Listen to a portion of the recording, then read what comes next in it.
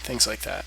Dual prop, which is dual propulsion, which means MWD and afterburner, is really quite cool, and it's really fun actually. You can do it on frigates as well. I have dual prop on. I have it on a few ships. I think the most common dual prop ship I fly on stream is this here, Fleet Stabber. So you can see micro warp drive afterburner, and that's so I can get in there and scram and web something, and they'll probably be MWD fit, so I'll shut off their MWD and I'll web them. And even if they scram me back, I've still got my afterburner to keep my spinnies up. Yeah, but I don't really understand why having both. It's just about if somebody shuts down your MWD, if they scram you, your afterburner's your only way to move faster. Otherwise, you're just like dead in the water. You're going to be super slow. Isn't there anything more important to use in the mid?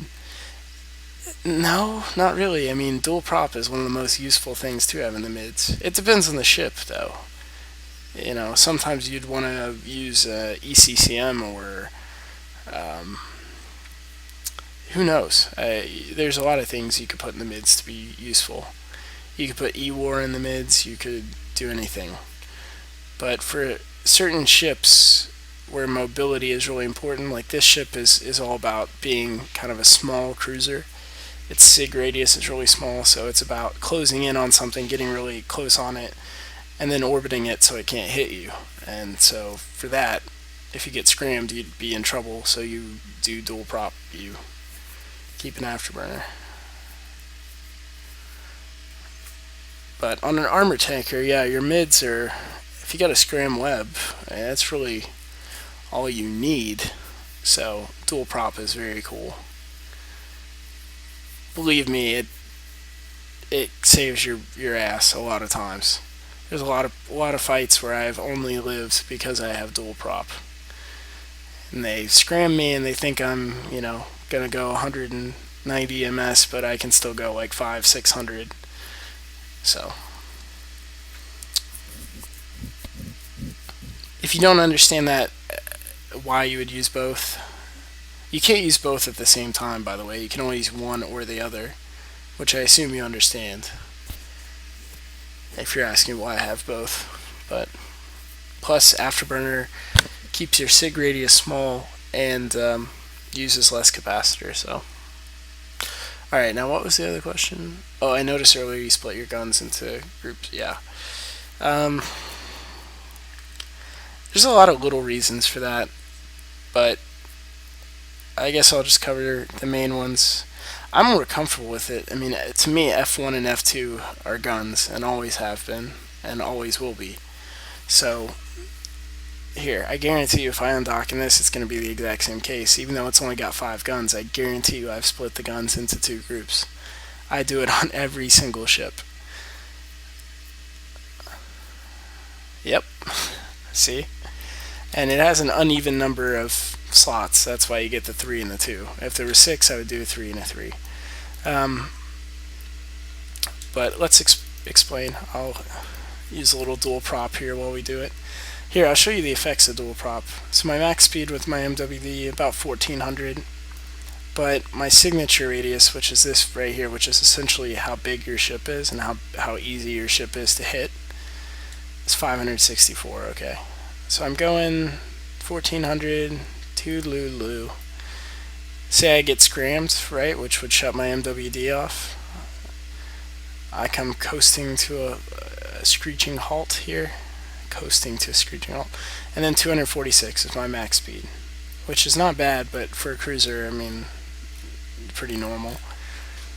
But then if I'm scrammed, I can hit my afterburner, go up to 556, plus I can overheat my afterburner, which means if I'm fighting your rupture, okay, and your rupture is armor tanked, and you have an MWD to get in range me, so say you burn into me, okay, and you've got me scrammed and webbed, because you would have that on an armor rupture, I'm going to have you scrammed and webbed too, because you're in my range. And then what's going to happen is, I've got an afterburner and you don't, so guess what? While I have you scrammed and webbed, I'm just going to like coast out of your range and warp out. Does that make sense? If I have him scrammed and webbed, even if he has me scram webbed, if I'm afterburning, I'm going to get out of his range because I'm faster than him. So at any point during the fight, if I'm smart and plan ahead and start burning away, I can run if I need to. If I'm really getting like railed on, or if he's got like an Oneros repping him or something, it's probably the more likely option. But why do I split my guns? A few reasons. One, if I'm baiting a fight, this is an option that doesn't occur very often, but it's certainly a reason I still keep my gun split. If I'm baiting a fight, alright, so say my Stabber Fleet Issue jumps in and you don't really know how much DPS a Stabber Fleet Issue does well, and I know you want to fight, but you're just waiting to see like how much damage I'll do, I'll lock you up and I'll just shoot you with 2 of these. I'll shoot you with my smaller group of guns, or if they were even numbers, then half of my guns. So you're looking at me, and you're only seeing this much DPS even though I'm shooting at you. And you're more likely to aggress because you're more comfortable with your tank. Again, that's one of the less common reasons I would do it, but it does happen. Second reason is overheating.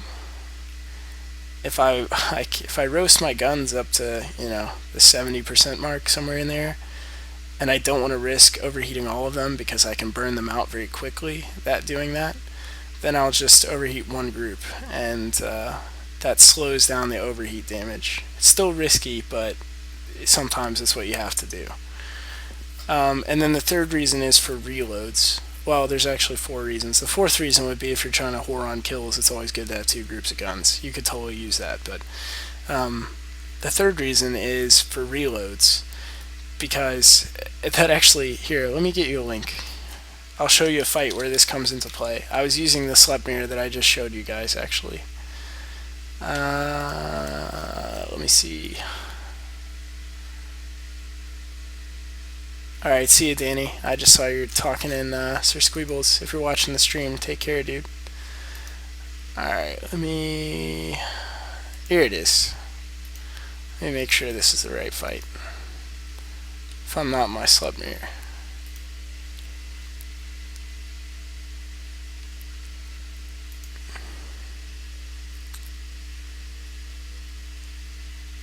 Yeah, this is the fight.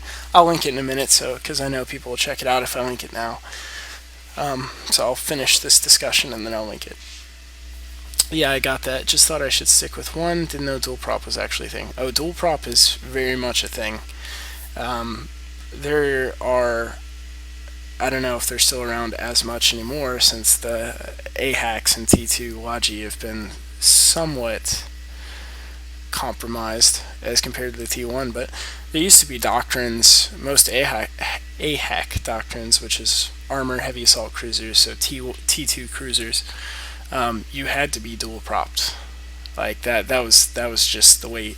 In fact, I wonder if I still have that list.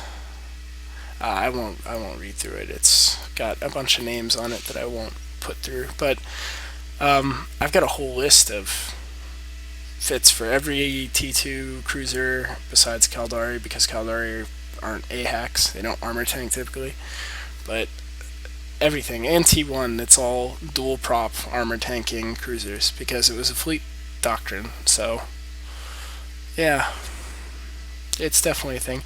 Don't run out and try and dual prop every single ship that you own, but one that can do it successfully is the Slasher. The frigate, the Slasher, can do it really easily and effectively, and it's useful. The Stabber Fleet Issue obviously can do it. I'm thinking ones that do it usefully, or do it easily. The Cinnabal obviously does it. There's quite a few, but think of, I don't know, there's not one specific group that dual prop is most beneficial for, but you typically are not going to dual prop like bigger ships, because the speed difference is not going to be that great.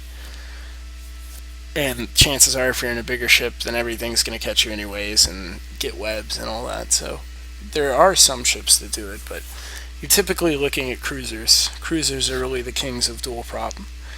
And a couple of the frigates, I guess, are like Dukes or Princes even. But